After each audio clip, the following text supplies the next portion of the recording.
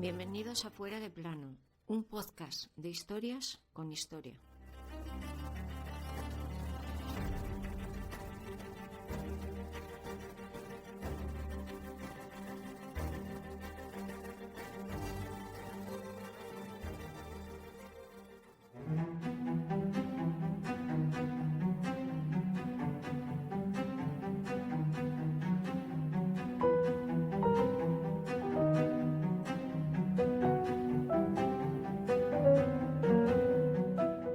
Recupere ese collar de esmeraldas, Fouché. Cueste lo que cueste, pero recupérelo. Y acto seguido, el jefe de la policía francesa pensó en un hombre para resolver el gran robo del collar de Josefina. No en vano, esa orden venía del mismísimo Napoleón. Y ese hombre fue el primer detective privado de la historia, el que está considerado como el padre de la Policía Nacional Francesa, Eugène François Vidocq, que teóricamente nació el 24 de julio de 1775, un delincuente convertido en detective. Esta es su apasionante historia.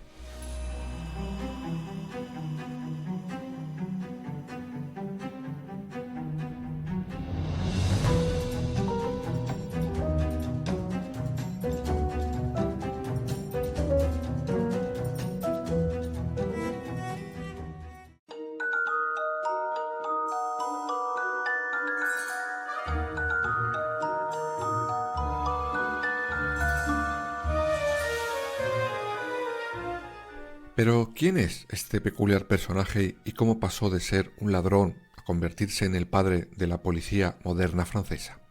Pues vamos por el principio. Eugène Vidocq se supone que nace en la localidad de Arras. Era el tercero de 7 hermanos de un padre panadero. Su padre quiso ofrecerle una educación convencional, pero desde joven Vidocq estaba más interesado en otras cosas: las mujeres y los duelos. Me explico. Nuestro protagonista de hoy desde muy joven se considera todo un don Juan y muchas veces, por este motivo, se mete en algún problema que acaba saldando en un duelo de espadas. Pero Vidocq era un excelente espadachín, por lo que solía salir de esos embrollos con bastante buena fortuna. Entre medias, Vidocq también cometía algún pequeño hurto. Sin embargo, cuando tiene 15 años, decide dar un cambio a su vida, aunque no le salió como él esperaba.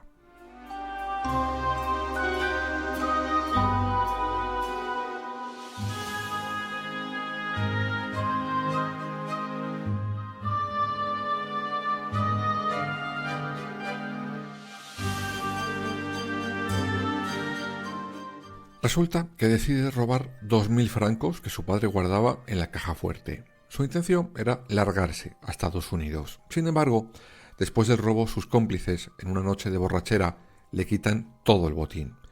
¿Cómo era eso de ladrón que roba a ladrón tiene 100 años de perdón? ¿No era algo así? Bueno, el caso es que después de aquello, Vidocq fue dando tumbos. Se pondrá a trabajar en un circo como acróbata. Se alistará en el ejército, del que saldrá huyendo por su indisciplina y su gusto por los duelos, y se acaba pasando al ejército contrario, el austriaco. Pero tranquilos, allí tampoco duró mucho. Después de esto, Vidocq aparentemente querrá ser casi como Robin Hood.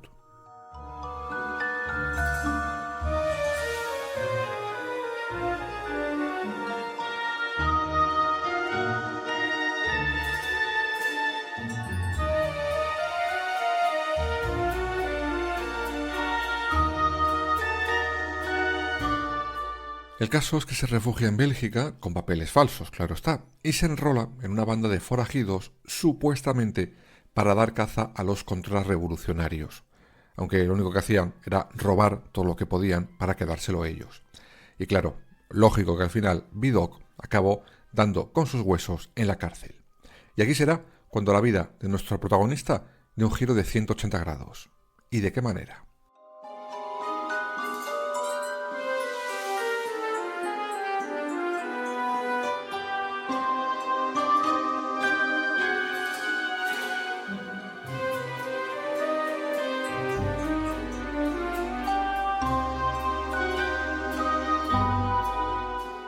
Cuando tenía ya 34 años, en el año 1809, en la cárcel donde se encuentra preso, asesinan a un preso, y 3 de ellos acusarán a Vidocq de ese crimen. Poco después, nuestro protagonista escapará de la cárcel para dar caza, literalmente, a esos 3 delincuentes que le habían acusado de asesino. A 2 de ellos, Vidocq sí les cazó, pero cuando iba a terminar con el tercero, Vidocq será de nuevo apresado. En ese momento, y por sorpresa, pide que le lleven delante del comisario general y le hace una propuesta, de lo más sorprendente y que a la larga será su nuevo futuro.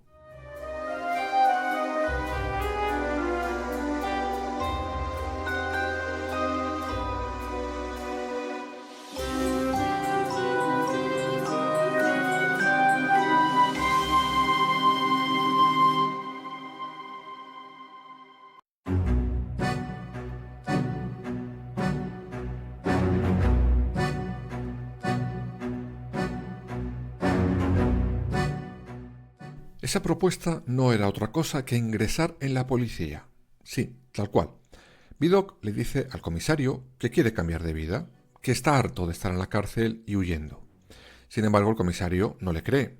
Otros presos antes ya le habían ido con el mismo cuento de cambio de vida, para al final nada de nada. Sin embargo, Vidocq le hace, una apuesta. Si de camino de su despacho a la cárcel consigue escaparse y regresa delante de él, será prueba que su cambio es real y que sus capacidades para la policía son muchas. El comisario, pensando que era una fanfarronada, acepta el trato. Vidocq sale acompañado de 2 guardias. 15 minutos después entrará de nuevo en el despacho del comisario, feliz y satisfecho de sí mismo. La vida de Vidocq cambió en ese mismo instante.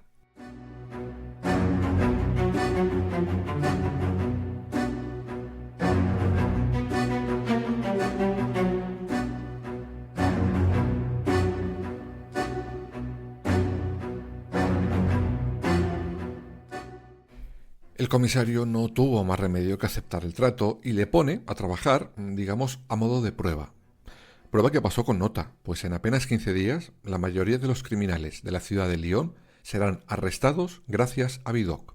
Un año después será la propia policía la que se encargue de liberar para siempre a nuestro protagonista de hoy para que éste trabaje a pie de calle. Y aquí comienza la gran leyenda de nuestro protagonista y una de las cosas por las que ha pasado a la historia: su enorme facilidad para disfrazarse y camuflarse.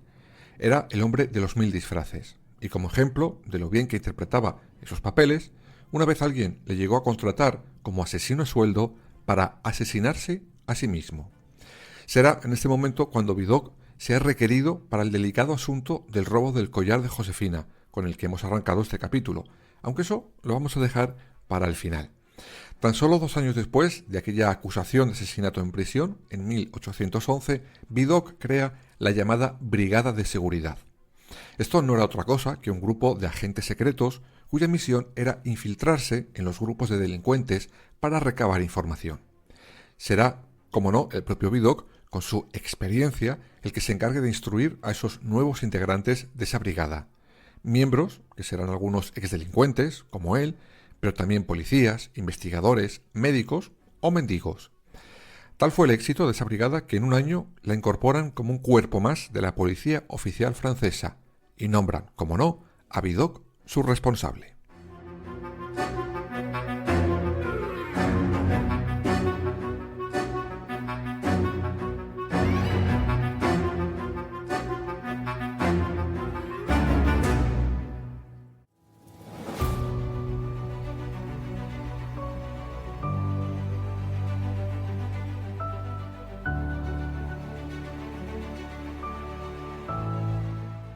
En esa brigada no solo les enseñaba cómo comportarse, cómo disfrazarse, sino también cómo sacar información a esos delincuentes, bien para acabar con sus planes o bien para detenerlos.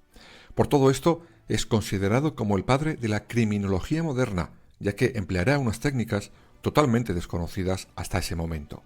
Técnicas que darán sus frutos de una manera más que evidente, pues la tasa de delitos en París se reducirá drásticamente en los años en los que Vidocq dirija a la policía francesa. Será, además, el primero en abrir lo que se conoce como un fichero policial.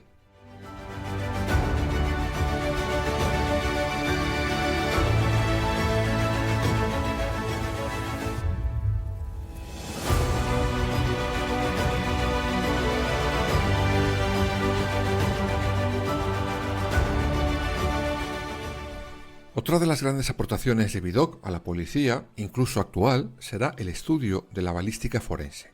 Será un precursor en ese campo, y como muestra uno de sus más famosos casos, el de la condesa Isabel d'Axi. Esta señora, casada, tenía un amante más joven que ella, y un buen día, o malo para ella, claro, aparece asesinada de un balazo. Evidentemente el primer sospechoso fue el marido. Sin embargo, Vidocq creía que no encajaba en el perfil de asesino y decide estudiar las armas de fuego del sospechoso, sobre todo una, con la que la policía pensaba que habían dado muerte a la condesa. En un primer estudio que Vidocq manda a hacer, comprueban que ninguna de esas pistolas ha sido disparada recientemente. Pero nuestro protagonista va un poco más allá y en secreto pide que le extraigan la bala de la cabeza del cadáver. Con ella en la mano y a ojo, compara las balas de las pistolas del marido con la que mató a la condesa, y la conclusión fue más que evidente. La bala mortal era de un calibre mucho mayor. En ese momento Vidocq se centra en el joven amante de la condesa, registra su piso y encontrará una pistola, del mismo calibre que la bala que había matado a la difunta. Con todas estas pruebas novedosas, el amante cantó hasta la traviata. Vidocq había resuelto un caso con unas pruebas que ni en la mejor de las imaginaciones de los policías de esos años se les podía haber ocurrido. Sin embargo, y a pesar de todo esto, en 1832 Vidocq sufrirá un enorme revés. Le expulsan del cuerpo de policía.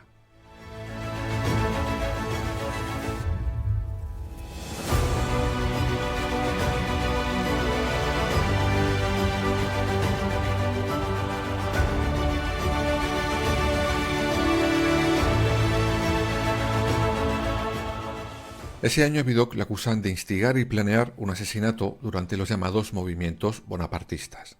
Esto le obliga a dejar la policía.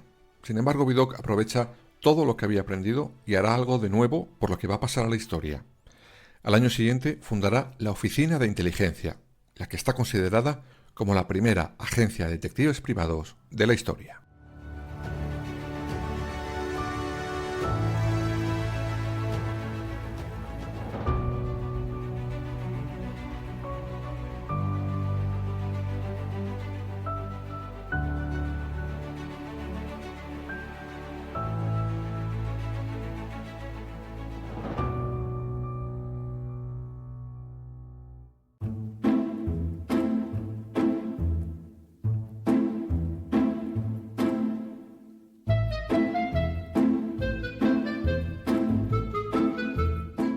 En ella obtiene grandes éxitos y tendrá a su cargo a varios detectives más. Sin embargo, una vez más su historia dará un nuevo giro.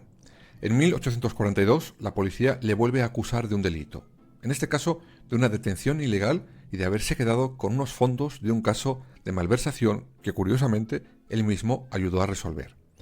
Vidocq será condenado por esto a 5 años de prisión y a pagar una multa de 3.000 francos, aunque sí apeló y será absuelto finalmente de todos los cargos. Antes de llegar a su final, vamos a conocer ya uno de los más famosos casos que llevó nuestro protagonista de hoy, el caso del collar de Josefina.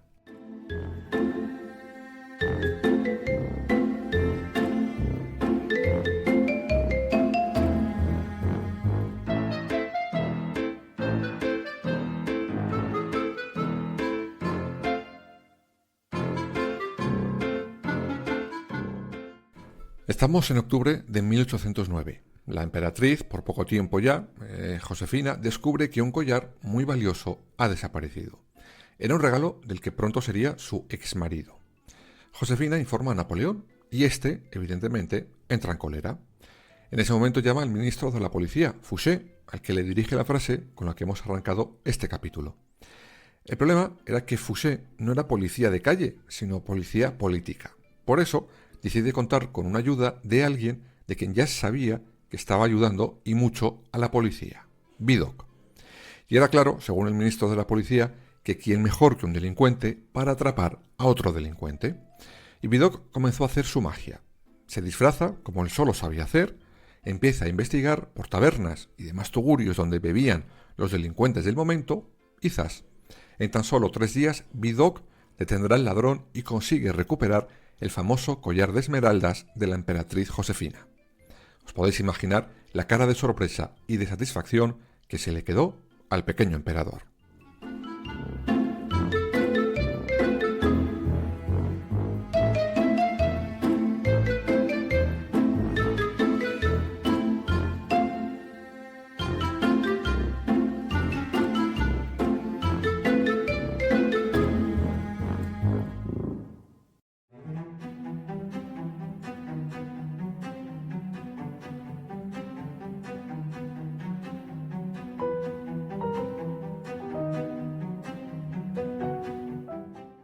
Durante los últimos años de vida de Vidocq se dedicará a escribir libros inspirados en su etapa en la policía francesa. De hecho, algunos historiadores creen que para esta nueva tarea contó con la inestimable ayuda de un amigo suyo, el conocido Balzac. Y una vez más, y la última, la vida de Vidocq dará un giro final cuando su mujer fallezca en 1847.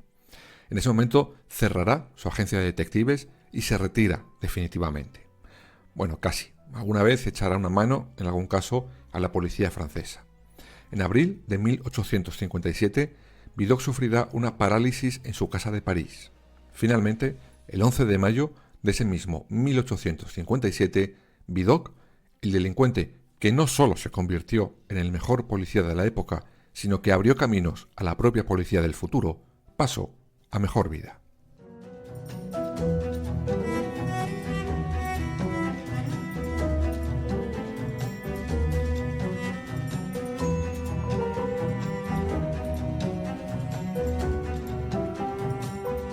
La figura de Vidocq, el que algunos llaman el Sherlock Holmes de carne y hueso, ha dado para multitud de libros y de películas. Aunque, como decimos siempre, la historia, la verdadera historia, supera siempre a cualquier ficción.